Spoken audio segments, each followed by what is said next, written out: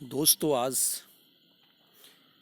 यूनानी राजनीतिक विचारक प्लेटो के जीवन परिचय और उसकी प्रमुख रचनाओं का इस वीडियो में विस्तृत रूप से अध्ययन करेंगे। प्लेटो एक प्राचीन यूनानी अर्थात ग्रीक राजनीतिक दार्शनिक था। इनका जन्म 428 बीसी यूनान के प्रांत एथेंस में हुआ था। इनका वास्तविक नाम एरिस्टोक्लीस था। प्लेटो के गुरु सुकरात के द्वारा उन्हें प्लेटो उपाधि दी गई थी। ऐसा माना जाता है कि उनके एक व्यायाम शिक्षक थे और उनके चौड़े कंधों के कारण उन्हें इन व्यायाम शिक्षक के द्वारा प्लेटो की उपाधि दी गई थी। प्लेटो अपने गुरु सुकरात के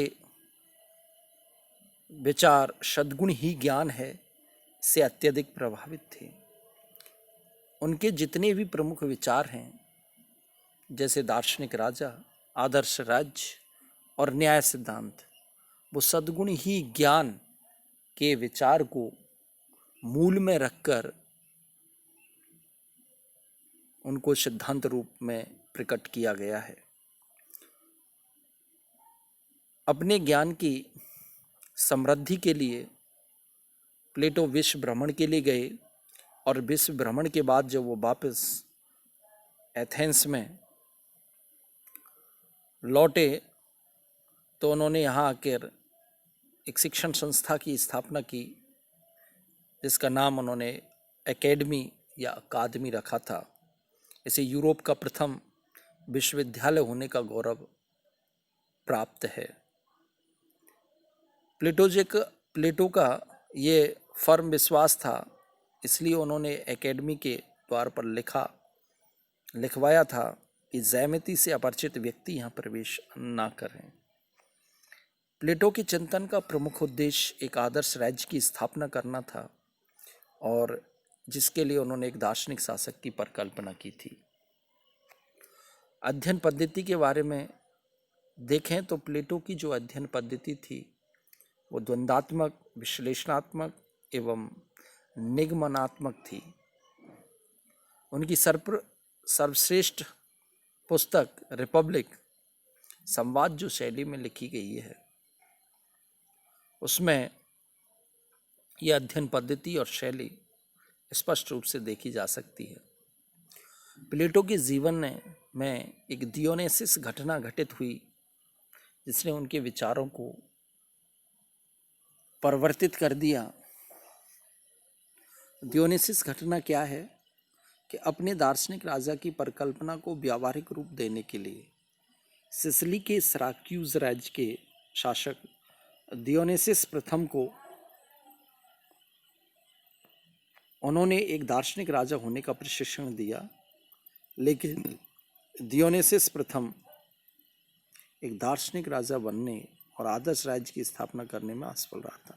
इस घटना के बाद प्लेटो ने अपने विचारों में परिवर्तन किया और जीवन की उन्होंने अपनी अंतिम रचना लॉज लिखी, जिसमें उसके मूल विचार ना होकर परिवर्तित विचार हैं।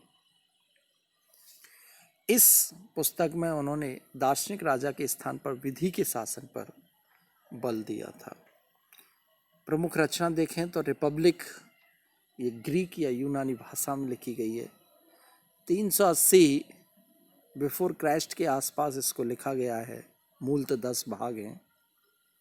इसका मूल विषय सुकरात का सद्गुण ही ज्ञान है को आधार मानकर ही इसको लिखा गया है। इस पुस्तक में उन्होंने अपने मौलिक विचार, आदर्श राज्य, दार्शनिक राजा, न्याय, शिक्षा, साम्यवाद का वर्णन किया है।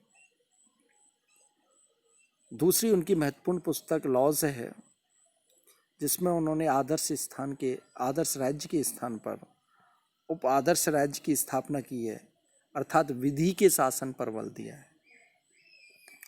इनकी तीसरी जो पुस्तक है वो स्टेट्समैन है, जिसमें उन्होंने सर्वप्रथम राजनीतिक क्षेत्र में संविधानों का वर्गीकरण प्रकट किया था, लेकिन ये अस्पष्ट था। इसी को आधार बना के अरस्तु ने बाद में स्पष्ट वर्गीकरण किया था। अन्य पुस्तकों के बारे में यदि हम विचार करें तो क्रीटो है, सोफिस्ट है, प्रोटोगोरस, अपोलॉजी, मीनो, फिलवस इत्यादि भी उन्होंने रचनाएं लिखी हैं। प्लेटो एक दार्शनिक था।